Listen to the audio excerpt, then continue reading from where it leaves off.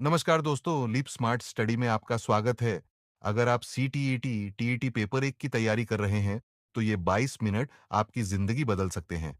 भाषा शिक्षण एक ऐसा टॉपिक है जहां से हर साल 30 में से 10 से 12 प्रश्न सीधे पूछे जाते हैं और ज्यादातर छात्र यहीं पर नंबर गंवा देते हैं।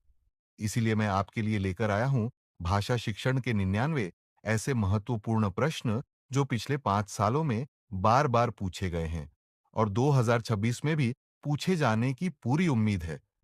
हर प्रश्न का उत्तर मैंने आसान भाषा में ट्रिक के साथ बताया है। चलिए, बिना देर किए शुरू करते हैं। भाषा अर्जन के संबंध में कौन सा कथन उचित नहीं है? भाषा अर्जन के लिए नियम सिखाए जाते हैं। प्रश्न 2। बच्चे अपने परिवेश से स्वयं भाषा अर्जित करते हैं। इसका एक निहितार्थ यह है कि बच्चों को समृद्ध भाषिक परिवेश उपलब्ध कराया जाए। प्रश्न 3। प्राथमिक स्तर पर भाषा सिखाने की सर्वश्रेष्ठ विधि है। बच्चों को भाषा का प्रयोग करने के विविध अवसर देना। प्रश्न 4। चॉम्स्की के अनुसार कौन सा कथन सही है? बच्चों में भाषा सीखने की जन्मजात क्षमता होती है। प्रश्न 5। भाषा शिक्षण में अनिवार्य है। समृद्धतावादी दृष्टिकोण। प्रश्न 6। भाषा का मुख्य कार्य है संप्रेषण करना। प्रश्न 7। कविता कहानियों पर चर्चा करने एवं प्रश्न पूछने का उद्देश्य कल्पनाशीलता का पोषण करना मात्र है। प्रश्न 8। प्राथमिक स्तर पर बच्चों की भाषा क्षमता का विकास करने का अर्थ है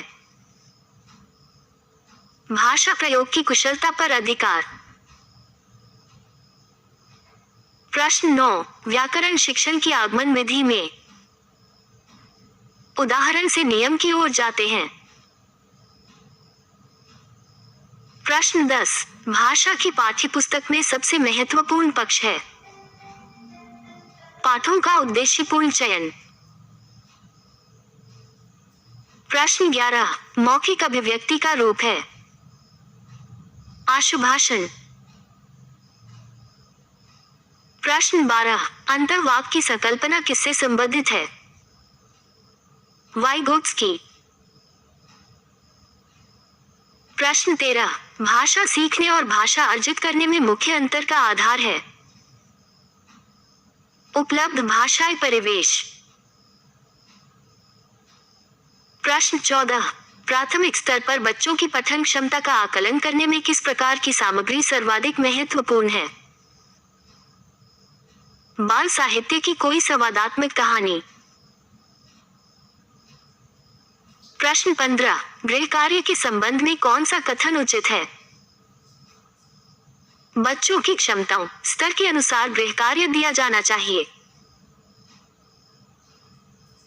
प्रश्न 16। प्राथमिक स्तर पर बच्चों की भाषाई क्षमताओं का विकास करने का उत्तरदायित्व किस पर निर्भर करता है विभिन्न विषयों के शिक्षण और परिवेश पर। प्रश्न 17। पढ़ना सीखने के लिए कौन सा उपकौशल अनिवार्य नहीं है वर्णमाला याद करने का कौशल। प्रश्न 18। भाषा केवल अभिव्यक्ति का माध्यम ही नहीं बल्कि स्वयं से रिक्त स्थान का माध्यम है बातचीत करने।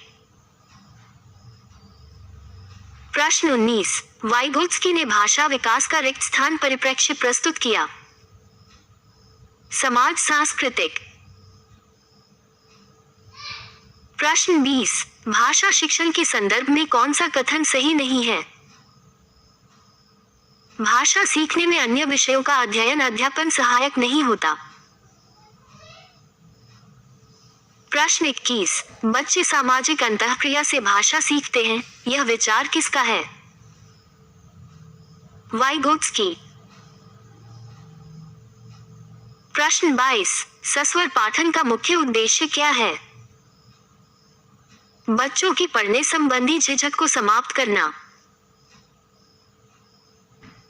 प्रश्न 23। प्राथमिक स्तर पर लेखन क्षमता के संदर्भ में सबसे महत्वपूर्ण क्या है?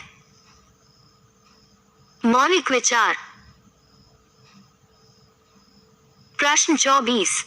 भाषा सीखने की कौन सी विधि मातृभाषा को मध्यस्थ बनाए बिना दूसरी भाषा को सीखने में मदद करती है?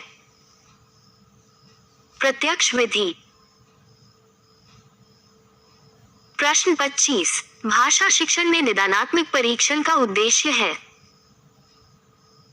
बच्चों की भाषा प्रयोग संबंधी कठिनाइयों के कारणों को जानना। प्रश्न 26। उपचारात्मक शिक्षण की सफलता किस पर निर्भर करती है? समस्याओं के कारणों की सही पहचान पर। प्रश्न 27। प्राथमिक स्तर पर भाषा शिक्षण का एक मुख्य उद्देश्य है दूसरों की बातों को धैर्य से सुनना और कही गई बात पर अपनी टिप्पणी देना। प्रश्न 28। सतत और व्यापक मूल्यांकन मुख्य रूप से किस पर बल देता है? बच्चे के व्यवहार और भाषा प्रयोग के निरंतर अवलोकन पर। प्रश्न 29। पोर्टफोलियो बच्चों के बारे में क्या बताता है? क्रमशः उनकी प्रगति किस प्रकार हो रही है? प्रश्न 30। कक्षा में बहुभाषिकता को एक संसाधन के रूप में इस्तेमाल किया जाना चाहिए। प्रश्न 31। बच्चे के स्कूल की भाषा और घर की भाषा में रिक्त स्थान होना चाहिए। जुड़ाव या समरूपता। प्रश्न 32। प्राथमिक स्तर पर भाषा कौशलों का विकास साध्य है। प्रश्न 33। भाषा अर्जन मानव की कैसी प्रवृत्ति है? स्वाभाविक और सहज। प्रश्न 34। द्विभाषिक बच्चे रिक्त स्थान विकास, सामाजिक सहिष्णुता और विचलित चिंतन में अपेक्षाकृत बेहतर होते हैं। संज्ञानात्मक। प्रश्न 35। स्किनर के अनुसार बच्चे भाषा कैसे सीखते हैं? अनुकरण और सुदृढ़ीकरण से। प्रश्न 36। मुहावरे और लोकोक्तियों का प्रयोग करना भाषा अभिव्यक्ति को प्रभावी बनाता है।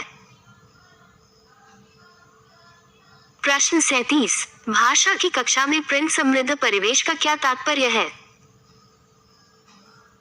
बच्चों को ऐसी सामग्री देना जिसमें अर्थपूर्ण भाषा लिखी हो, जैसे कहानियां, पोस्टर। प्रश्न 38। बच्चे अपनी अभिव्यक्ति में कोड मिक्सिंग, दो भाषाओं का मिलाजुला प्रयोग करते हैं, इसका कारण है ये द्विभाषिक क्षमता का एक सहज हिस्सा है। प्रश्न 39। प्राथमिक स्तर पर बच्चों को श्रुतलेख लिखाने का मुख्य उद्देश्य क्या है? एकाग्रता और वर्तनी की अशुद्धियों को सुधारना। प्रश्न 40। भाषा अधिगम में शिक्षार्थी को किसकी आवश्यकता होती है? सचेत प्रयास और अभ्यास की। प्रश्न 41। भाषा के 4 मुख्य कौशल कौन से क्रम में माने जाते हैं? सुनना, बोलना, पढ़ना, लिखना। प्रश्न 42। निम्नलिखित में से कौन सा उत्पादक कौशल है? बोलना और लिखना। प्रश्न 43। ग्रहणशील कौशल में शामिल हैं सुनना और पढ़ना। प्रश्न 44। पियाजे के अनुसार भाषा का विकास बच्चे के रिक्त स्थान के साथ जुड़ा है। संज्ञानात्मक विकास। प्रश्न 45। त्रिभाषा सूत्र में प्रथम भाषा के रूप में किसे स्थान दिया गया है? मातृभाषा या क्षेत्रीय भाषा को। प्रश्न 46। एक भाषा शिक्षक के रूप में आपका सबसे महत्वपूर्ण कार्य क्या होना चाहिए? बच्चों को भाषा प्रयोग के समृद्ध अवसर प्रदान करना। प्रश्न 47। बच्चे भाषा सीखने के दौरान जो त्रुटियां करते हैं वे भाषा सीखने की प्रक्रिया का एक स्वाभाविक हिस्सा हैं। प्रश्न 48। भाषा की नियमबद्ध प्रकृति को पहचानने और उसका विश्लेषण करने में कौन सा कार्य सहायक है? विविध भाषिक संदर्भों में भाषा का प्रयोग और अवलोकन। प्रश्न 49। कहानी सुनना प्राथमिक स्तर पर भाषा शिक्षण का एक महत्वपूर्ण अंग है, क्योंकि कहानी बच्चों के समग्र भाषाई विकास और कल्पनाशीलता को एकीकृत करती है। प्रश्न 50। प्राथमिक स्तर पर बच्चों की मौलिक अभिव्यक्ति का आकलन करने के लिए सबसे कम महत्वपूर्ण क्या है? पाठ्यपुस्तक के कठिन शब्दों की वर्तनी लिखना। प्रश्न 51। भाषा शिक्षण में दृश्य श्रव्य सामग्री का मुख्य उद्देश्य क्या है? विभिन्न इंद्रियों के माध्यम से अधिगम को अधिक प्रभावी और अर्थपूर्ण बनाना। प्रश्न 52। पाठ पढ़ने के बाद बच्चों से कुछ प्रश्न पूछना या गतिविधि करवाना किसमें मदद करता है? समझ के स्तर का आकलन करने और अर्थ निर्माण में। प्रश्न 53। डिस्लेक्सिया किससे संबंधित विकार है? पठन विकार। प्रश्न 54। डिसग्राफिया मुख्य रूप से किस कठिनाई से संबंधित है? लिखने से। प्रश्न 55। राष्ट्रीय पाठ्यचर्या की रूपरेखा के अनुसार भाषा शिक्षण कैसा होना चाहिए? बाल केंद्रित और बहुभाषिक। प्रश्न 56। बच्चों में भाषा विकास को सबसे ज्यादा क्या प्रभावित करता है? समृद्ध और अंतःक्रियात्मक सामाजिक परिवेश। प्रश्न 57। मौन पठन का मुख्य लाभ क्या है? गहन अर्थ समझने और आत्मसात करने की क्षमता बढ़ती है। प्रश्न 58। आकलन का मुख्य उद्देश्य क्या होना चाहिए? सीखने सिखाने की प्रक्रिया में सुधार और बच्चों की प्रगति को समझना। प्रश्न 59। प्राथमिक स्तर पर बच्चों को व्याकरण सिखाने का सबसे प्रभावी तरीका है? खेल और संदर्भों के माध्यम से अनौपचारिक रूप से सिखाना। प्रश्न 60। सृजनात्मक लेखन का मुख्य उद्देश्य क्या है? अपने अनुभवों और विचारों को स्वतंत्र रूप से व्यक्त करना। प्रश्न 61। बच्चे अपने अनुभवों को भाषा के माध्यम से व्यक्त करते हैं, इसे बढ़ावा देने के लिए शिक्षक को क्या करना चाहिए? बच्चों को उनके अनुभवों पर बातचीत करने के पर्याप्त अवसर देने चाहिए। प्रश्न 62। भाषा शिक्षण में पुनर्बलन का सिद्धांत किससे जुड़ा है? स्किनर। प्रश्न 63। प्राथमिक स्तर की पाठ्यपुस्तक में दिए गए चित्रों का मुख्य उद्देश्य क्या होता है? अमूर्त संकल्पनाओं और विचारों को समझने में मदद करना। प्रश्न 64। बच्चों के भाषा विकास में अनुकरण की भूमिका शुरुआती स्तर पर सहायक होती है, लेकिन यह संपूर्ण नहीं है। प्रश्न 65। कक्षा में प्रिंट या लिखित वातावरण बनाने का एक अच्छा उदाहरण है। बच्चों द्वारा लिखी गई कविताओं और कहानियों को दीवारों पर प्रदर्शित करना। प्रश्न 66। भाषा की कक्षा में रोल प्ले भूमिका निर्वाह का मुख्य उद्देश्य क्या है? वास्तविक जीवन के संदर्भों में भाषा प्रयोग के जीवंत अवसर देना। प्रश्न 67। व्यापक पठन का मुख्य उद्देश्य क्या होता है? आनंद के लिए और सामान्य समझ विकसित करने के लिए पढ़ना। प्रश्न 68। गहन पठन का तात्पर्य किससे है? पाठ के प्रत्येक शब्द और सूक्ष्म अर्थ को गहराई से समझना। प्रश्न 69। भाषा अर्जन युक्ति की अवधारणा किसने दी? Noam Chomsky. प्रश्न 70। यदि कोई छात्र पढ़ते समय बार बार अटकता है तो शिक्षक को क्या करना चाहिए? उसे धैर्यपूर्वक पठन कौशल का अभ्यास करने के अवसर और सहायता देनी चाहिए। प्रश्न 71। पाठ्य पुस्तक के अलावा भाषा सीखने का सबसे समृद्ध स्रोत कौन सा हो सकता है? बाल साहित्य। प्रश्न 72। बच्चों की भाषाई प्रगति का रिकॉर्ड रखने के लिए सबसे विश्वसनीय साधन है? पोर्टफोलियो। प्रश्न 73। निगमन विधि में शिक्षण का सूत्र क्या होता है? नियम से उदाहरण की ओर। प्रश्न 74। प्राथमिक स्तर पर बच्चों की मौखिक भाषा के आकलन का सबसे अच्छा तरीका है? चित्र दिखाकर उस पर बातचीत करना और प्रश्न पूछना। प्रश्न 75। भाषा सीखने के संदर्भ में सार्थक अधिगम कब होता है? जब भाषा का प्रयोग वास्तविक और व्यवहारिक जीवन की परिस्थितियों में किया जाए। प्रश्न 76। बच्चे अपनी भाषा के नियम स्वयं बनाते हैं, इसका प्रमाण क्या है? वे गोड, खाया, गया जैसे शब्दों का अति सामान्यीकरण करते हैं। प्रश्न 77। द्विभाषिकता और बौद्धिक उपलब्धि के बीच कैसा संबंध पाया जाता है? सकारात्मक और गहरा संबंध। प्रश्न 78। भाषा शिक्षण में खेल का बहुत महत्वपूर्ण स्थान है क्योंकि खेल भाषा को विस्तार देते हैं और स्वाभाविक अंतःक्रिया का अवसर प्रदान करते हैं। प्रश्न 79। प्राथमिक स्तर पर भाषा सीखने सिखाने की प्रक्रिया में सबसे कम महत्वपूर्ण क्या है? व्याकरणिक नियमों की सघन परीक्षा और रटना।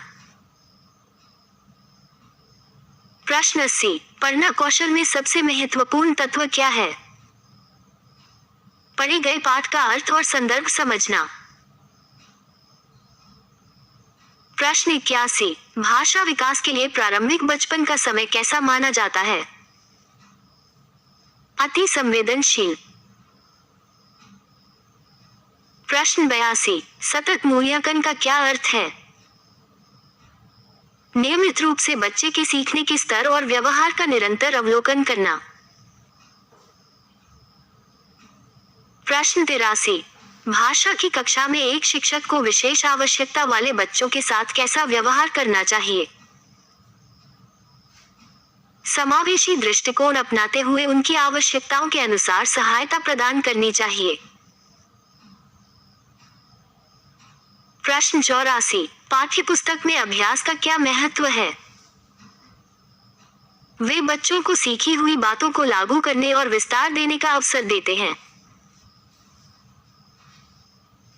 प्रश्न 85। बच्चे अपने विचारों को स्वतंत्र रूप से लिख सके, इसके लिए शिक्षक को क्या करना चाहिए? उन्हें बिना किसी डर के अपने अनुभव और विचार लिखने की स्वतंत्रता देनी चाहिए। प्रश्न 86। भाषा सीखने के लिए स्कैफोल्डिंग की अवधारणा किसने दी? वाइगोत्स्की। प्रश्न 87। बच्चे सबसे जल्दी भाषा तब सीखते हैं जब भाषा सीखने का एक स्पष्ट और वास्तविक उद्देश्य हो। प्रश्न 88। बहुभाषिकता हमारे मस्तिष्क के विकास को किस प्रकार प्रभावित करती है? ये संज्ञानात्मक लचीलापन और रचनात्मकता को बढ़ावा देती है। प्रश्न 89। भाषा की प्रकृति के संबंध में कौन सा कथन सत्य है? भाषा एक व्यवस्थाओं की व्यवस्था है और नियमबद्ध होती है। प्रश्न 90। प्राथमिक स्तर पर बच्चों के भाषा विकास का आकलन करते समय किस पर ध्यान केंद्रित करना चाहिए? विभिन्न संदर्भों में उनकी प्रभावी भाषा प्रयोग की क्षमता पर। प्रश्न 91। राष्ट्रीय शिक्षा नीति के अनुसार प्राथमिक कक्षाओं में शिक्षण का माध्यम क्या होना चाहिए? बच्चे की मातृभाषा या घर की भाषा? प्रश्न 92। बच्चों के हस्ताक्षर और सुलेख से ज्यादा महत्वपूर्ण भाषा शिक्षण में क्या है? अर्थपूर्ण अभिव्यक्ति और विचारों की स्पष्टता। प्रश्न 93। भाषा अधिगम में त्रुटियां। अधिगम प्रक्रिया का एक संकेतक और महत्वपूर्ण हिस्सा है जो समझ विकसित करने में मदद करती है। प्रश्न 94। बच्चों के भाषा विकास के लिए कहानी कथन क्यों आवश्यक है? ये तार्किक सोच, कल्पनाशीलता और भाषा की संरचना को समझने में मदद करता है। प्रश्न 95। आकलन कब किया जाना चाहिए? शिक्षण अधिगम प्रक्रिया के दौरान निरंतर और समानांतर रूप से। प्रश्न 96। भाषा समृद्ध परिवेश से क्या तात्पर्य है? ऐसा वातावरण जहां बच्चों को भाषा देखने, सुनने, पढ़ने और प्रयोग करने के प्रचुर अवसर मिले।